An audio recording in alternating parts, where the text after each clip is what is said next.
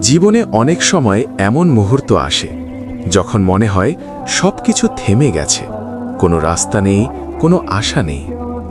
কিন্তু তুমি কি জানো, এই কঠিন সময়টাই তোমাকে শক্ত বানানোর জন্য এসেছে।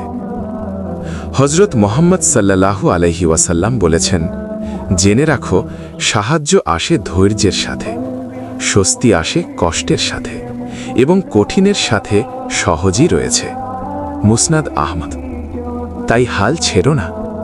আজ তুমি যে কষ্টটা সহ্য করছো, সেটাই একদিন তোমার শক্তির গল্প হবে। মনে রাখো, আল্লাহ তোমাকে কখনো এমন বোঝা দেন না যেটা তুমি বহন করতে পারো না। তাই আবার শুরু করো, একটু একটু করে এগিয়ে যাও, কারণ ছোট ছোট ধারাবাহিক আমলই আল্লাহর কাছে সবচেয়ে প্রিয়। তুমি থামলে হারবে, কিন্তু চেষ্টা চালিয়ে গেলে আল্লাহ তোমাকে জিতাবেন।